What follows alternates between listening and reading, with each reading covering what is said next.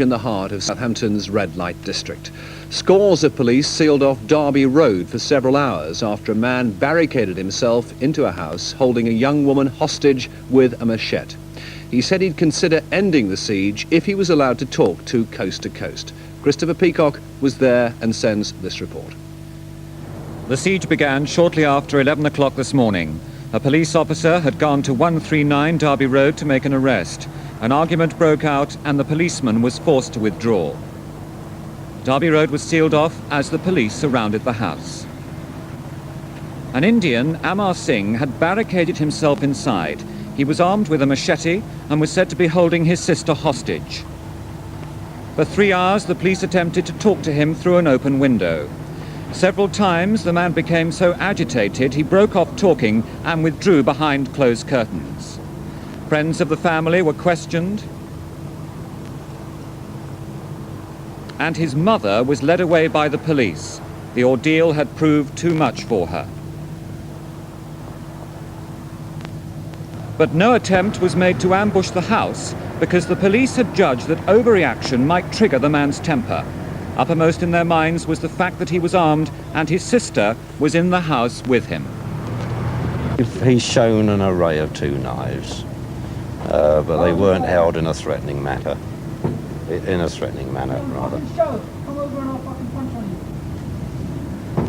That's the man in question who's shouting from the window at the moment.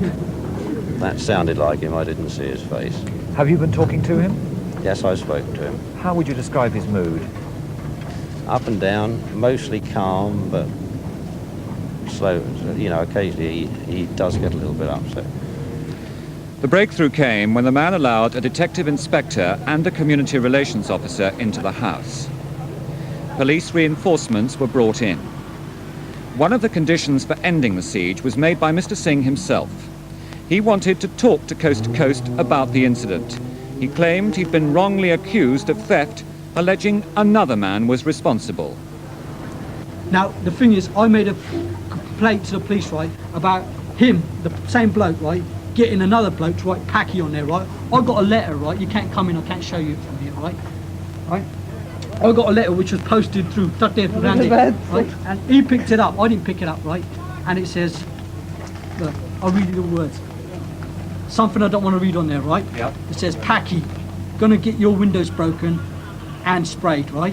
And it says Packy at the top, right? I said that to the policeman, they didn't want to do nothing, they just laughed at me. I had Packy sprayed, they didn't want to do nothing, right? Yeah, they didn't want to go around and look at it. That copper, right, came into my house, I invited him into my house, my sister woke me up, I was in bed, right? She woke me up, right? I said to him, right, you can come in.